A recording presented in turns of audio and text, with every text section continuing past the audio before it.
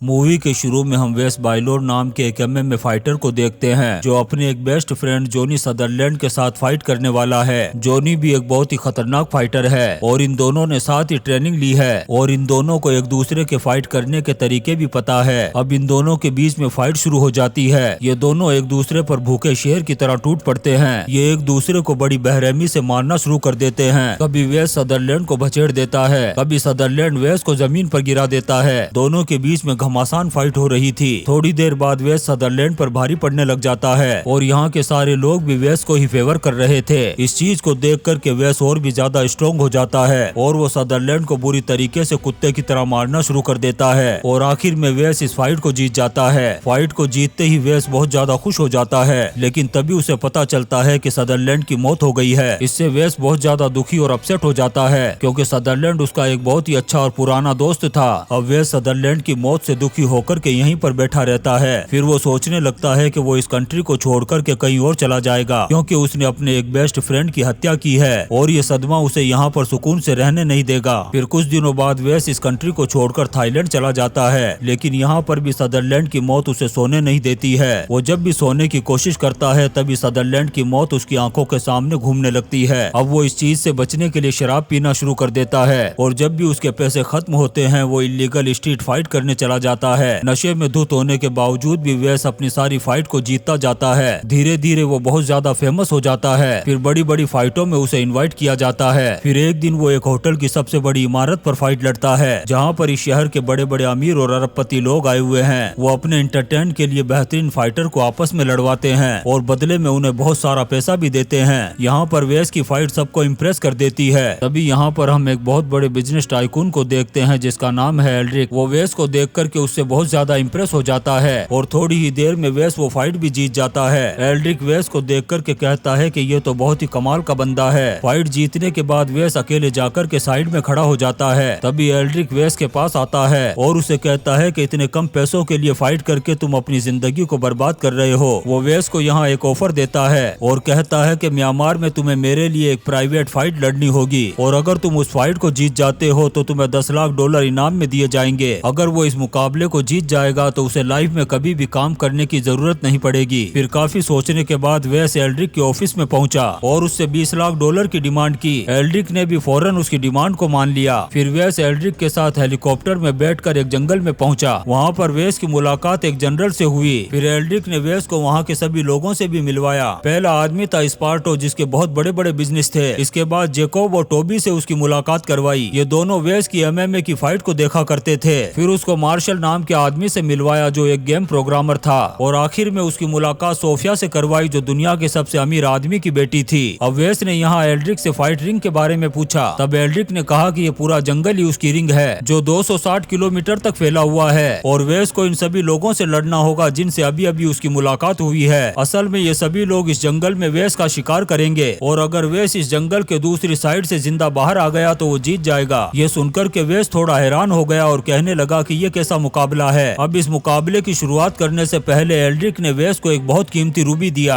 लेकिन एल्ड्रिक को रूबी से ज्यादा अपनी जान प्यारी थी। उधर उन शिकारियों ने इस मुकाबले की शुरुआत कर दी और 2 लोगों को गाड़ी से बाहर निकाला और उन्हें भगा भगा कर गोलियों से भूनकर मौत के घाट उतार दिया। ये देखकर के एल्ड्रिक ने वेस से कहा कि ये दुनिया के सबसे अमीर लोग हैं। इनको जानवरों का शिकार करने से ज्यादा इंसानों का शिकार करने में मजा आता है और अब इनका अगला शिकार तुम होगे। फिर एल्ड्रिक ने वेस को एक बोतल दी और कहा कि इस जंगल में भागने के लिए तुम्हारे पास सिर्फ 2 मिनट है। उसके बाद ये शिकारी तुम्हारा शिकार करने के लिए पीछे लग जाएंगे। लेकिन वेस उसे कहने लगा कि मुझे ये मुकाबला नहीं खेलना, मैं वापस जा रहा हूँ। लेकिन तभी जनरल के कहने पर उसे चारों तरफ से फौजियों ने घेर लिया। अब वेस के पास कोई दूसरा रास्ता नहीं था, इसलिए वो जंगल की तरफ भागने लगा। वेस के जंगल में भागते ही ये शिकारी भी उसका शिकार करने के लिए रवाना हो गए। अब ये सभी भूखे भेड़िए की तरह वेस को उस जंगल में ढूंढने लगे। तभी मडुका नाम के एक आदमी ने इनसे हटकर अकेले ही वेस का शिकार करने का सोचा। थोड़ी देर बाद ही मडुका ने वेस को एक नदी के किनारे पर बैठा हुआ देख लिया और उसने जैसे ही उस पर गोली चलाई वेस पानी में कूद गया। फिर उसने अचानक से घात लगाकर के मडुका पर हमला कर दिया जिससे शिकारी खुद ही शिकार हो गया और फौरन मडुका की मौत हो गई। अब बाकी शिकारियों ने जब मडुका की लाश देखी तो वो बिल्कुल भी नहीं डरे बल्कि बहुत ज्यादा खुश हो गए क्योंकि इस जैसा शिकार उन्हें आज तक नहीं मिला था। अब ये सभी सोचने लगे कि इसको तो मारने में बहुत ज्यादा मजा आने वाला है। तभी हम मार्शल को देखते हैं जो चुपके से इन सभी चीजों की वीडियो बना रहा था। फिर थोड़ी देर बाद ये सारे शिकारी वेस तक पहुंच गए और उस पर गोलियां चलाने लगे, लेकिन वेस किसी तरह से अपने आप को बचाकर जंगल की ओर अंदर तक भाग गया। थोड़ी दूर जाने पर उसने हाथियों के एक झुंड को देखा। तभी उन हाथियों के झुंड के बीच में से था नाम की एक लड़की बाहर निकली। था को देखकर के वेस को लगा कि ये भी उन्हीं शिकारियों में से एक है, लेकिन था ने उसे कहा कि वो तो गांव की एक भोली भाली लड़की है, लेकिन अब वो इस जंगल में रहती है और यहाँ के सारे खुफिया रास्तों को जानती है। फिर उसने वेस को भी अपने साथ चलने के लिए कहा और कहा कि असल में वो यहाँ पर अपने भाई विन की तलाश कर रही है। यहाँ हमें पता चलता है कि इन शिकारियों ने वेस की तरह विन को भी अपना शिकार बना लिया था। उधर एल्ड्रिक ने अपनी टीम के लिए बाइक्स मंगवा ली ताकि वो जल्द से जल्द वेस का शिकार कर सके। फिर उसने एक ड्रोन के जरिए से वेस का पता लगाने की कोशिश की। तभी उसने देखा कि वेस तो एक लड़की के साथ घूम रहा है। ये देख करके ये सभी लोग और भी ज्यादा खुश हो गए, क्योंकि इनके सामने अब एक नहीं बल्कि दो शिकार थे। अब ये शिकारी बाइक्स को लेकर के वेस को ढूंढने लगे और जल्दी ही उस तक पहुंच गए, लेकिन वेस ने दो शिकारियों पर हमला करके उन्हें नीचे गिरा दिया। फिर उसने एक बाइक उठाई और एक झोंपड़ी के पास जाकर के रुक गया। तभी यहाँ पर सोफिया आ गई और उसने चाकू से वेस पर हमला करने की कोशिश की, लेकिन वेस को मारना ये सोफिया के बस की बात नहीं थी। वेस ने यहाँ सोफिया की धुलाई कर डाली, लेकिन उसे जान से नहीं मारा और था को बचाने के लिए निकल गया। उधर जेकब और टोबी ने था को पकड़ रखा था। जेकब था के साथ जबरदस्ती करने की कोशिश करने लगा, लेकिन टोबी इस चीज को नहीं देख सका और वहाँ से चला गया। अब वेस जब वहाँ पर पहुंचा तो उसने देखा कि था ने पहले ही जेकब का काम तमाम कर दिया है। उधर एल्ड्रिक को जब जेकब की लाश मिली तो उसने सारा इल्जाम टोबी पर लगा दिया, क्योंकि वो अपने बाप को अकेला छोड़ करके भाग गया था। अब एल्ड्रिक ने फिर से वेस की लोकेशन का पता लगा लिया, क्योंकि उसने वेस को जो रूबी दी थी उसमें पहले ही जीपीएस ट्रैकर लगा दिया था। फिर थोड़ी ही देर में ये सारे फिर से वेस तक पहुंच गए। तब इन्होंने वेस को ऐसे एरिया में जाते हुए देखा जहाँ पर चारों तरफ बॉम्ब लगे हुए थे। ये देखकर इन्होंने सोचा कि अब तो जल्दी ही ये कुत्ते की मौत मारा जाएगा और इसके चीथड़े उड़ जाएंगे। अब टोबी भी अपने बाप की मौत का बदला लेना चाहता था, इसलिए उसने गन उठाई और वो भी वेस के पीछे उसी तरफ जाने लगा, लेकिन वेस ने उसे देख लिया था और उस पर तीर चला दिया। इससे बचने के चक्कर में टोबी का पैर वहाँ पर लगे हुए बॉम्ब पर पड़ गया, जिससे एक जबरदस्त धमाका हुआ और टोबी के चीथड़े उड़ गए। उधर वेस और था इस इलाके से बाहर निकल चुके थे। जब शाम होने लगी तो था वेस को एक गुफा में लेकर के आ गई। अब था जैसे ही गुफा के अंदर घुसी तभी उसने देखा कि उसका भाई विन जिंदा है और यहीं पर छुपा हुआ है। ये देख करके वो हैरान हो गई और दौड़ करके अपने भाई को गले लगा लिया। अब इन्होंने रात इसी गुफा में गुजारने का फैसला किया। उधर उन शिकारियों ने भी इस गुफा के पास ही अपना डेरा लगा लिया था। जब सुबह वेस की आंख खुली तो उसने देखा कि था और विन उसकी रूबी लेकर के यहाँ से भाग गए हैं। जब वो उन्हें पकड़ने के लिए गुफा से बाहर निकला तो उसने देखा कि शिकारियों ने इन्हें बंदी बना लिया है। अब वेस धीरे धीरे मार्शल के पीछे पहुंचा और उसका मुंह दबाकर उसी की गन निकालकर उसी पर पॉइंट कर दी। फिर वो मार्शल के भेजे पर गन लगाकर के शिकारियों के सामने पहुंचा। उसने शिकारियों से कहा कि अगर वो मार्शल को जिंदा देखना चाहते हैं तो था और विन को छोड़ दे। अब शिकारियों को ना चाहते हुए भी था और विन को छोड़ना पड़ा, लेकिन ये सभी शिकारी धीरे धीरे गन लेकर के वेस की तरफ आगे बढ़ने लगे। तब वेस ने था और विन को यहाँ से भाग जाने के लिए कहा। अब ये जैसे ही भाग करके थोड़ी दूर पहुंचे तभी सोफिया इनके सामने तीर कमान लेकर के आ गई। ये देख करके था ने विन को नदी में धक्का दे दिया और खुद सोफिया से फाइट करने लगी। अब देखते ही देखते इन दोनों के बीच में जबरदस्त लड़ाई शुरू हो गई। सोफिया था पर भारी पड़ रही थी। उसने लातें और घुस्से मार मार कर था को नीचे गिरा दिया, लेकिन था ने वापस खड़े होकर सोफिया पर जबरदस्त हमला कर दिया और बड़ी बेरहमी से उसकी धुलाई करने के बाद उसे मौत के घाट उतार दिया। उधर उन शिकारियों ने वेस को चारों तरफ से घेर लिया था। तभी वेस ने अचानक से मेडन पर हमला कर दिया और एल्ड्रिक पर गोली चला दी। फिर नदी में छलांग लगा कर के यहाँ से भाग निकला। थोड़ी दूर जाने पर उसे था और विन फिर से मिल गए। फिर था ने उसे उसकी रूबी वापस लौटा दी और कहा कि ये रूबी उसने इसलिए चुराई थी क्योंकि इन शिकारियों ने गांव वालों को बंदी बना रखा है और ये रूबी उस जनरल को देखकर वो उन्हें आजाद करवाना चाहती थी। इस पर वेस ने उसे कुछ नहीं कहा और एक कैमरा निकाला जो उसने मार्शल से चुराया था। उसने उसका मेमोरी कार्ड निकाल कर उस कैमरे को नदी में फेंक दिया, लेकिन जल्दी ही वो कैमरा शिकारियों के हाथ लग गया। ये देख कर के एल्ड्रिक को खतरनाक गुस्सा आ गया और उसने मार्शल के एक जबरदस्त पंच मार दिया, क्योंकि मार्शल ने शिकार की पूरी वीडियो इस कैमरे से बना ली थी। तब मार्शल उसे कहने लगा कि वो शिकारी नहीं बल्कि एक वीडियो प्रोग्रामर है। असल में वो इस मौत के खेल के जैसी एक नई गेम बनाना चाहता था, लेकिन एल्ड्रिक जानता था कि अगर वो वीडियो बाहर आ गई तो ये सभी जेल की सलाखों के पीछे होंगे। इससे एल्ड्रिक बहुत ज्यादा गुस्से में था और उसने मार्शल को बुरी तरीके से धोते हुए उसका काम तमाम कर दिया। अब सिर्फ एल्ड्रिक, मेडन और स्पार्टो ये तीन ही शिकारी बचे हुए थे। अब एल्ड्रिक को अच्छी तरह से समझ में आ गया था कि वेस कोई मामूली आदमी नहीं है, इसलिए उसने अपनी मदद के लिए जनरल की पूरी फौज को बुला लिया। उधर वेस था और विन उस जंगल से बाहर निकलने ही वाले थे। तभी उसने शिकारियों को एक गाड़ी में अपनी तरफ आते हुए देखा। तब वेस ने था से कहा कि आखिर उन शिकारियों को उसकी लोकेशन का पता कैसे चल जाता है। तब उसने देखा कि वो जीपीएस ट्रैकर तो रूबी में ही लगा हुआ है। फिर उसने इसी रूबी के जरिए से एल्ड्रिक को फंसाने का प्लान बनाया। फिर वेस ने था और विन को मेमोरी कार्ड और रूबी देकर के उस जंगल से बाहर बाहर भेज दिया ताकि वो पुलिस के पास जाकर इन शिकारियों का पर्दाफाश कर सके। फिर वेस एक बोट में बैठकर के दूसरी तरफ निकला, लेकिन अब शिकारियों के साथ साथ पूरी फौज उसके पीछे लगी हुई थी। उधर था और विन के सामने अचानक से स्पार्टो आ गया। तब इन दोनों ने मिलकर बड़ी बेरहमी से उसका ही शिकार कर दिया। वहीं वेस जब जंगल की दूसरी साइड पर पहुंचा तब उसने देखा कि एल्ड्रिक और मैडन ने गांव वालों पर गन पॉइंट कर रखी है। जब उन्होंने एक बच्चे को जान से मारने की धमकी दी तब वेस बाहर निकल आया। अब एल्ड्रिक ने उससे उस मेमोरी कार्ड के बारे में पूछा। तब वेस ने कहा कि वो तो मेरे पेट में है। अब एल्ड्रिक ने 5 सांड जैसे दिखने वाले आदमियों को वेस को मारने के लिए भेजा, लेकिन वेस एक खतरनाक फाइटर था। ये 5 सांड इसके सामने बिल्कुल भी नहीं टिक सके और कुछ ही सेकंड में वेस ने इनको दूसरी दुनिया में पहुंचा दिया।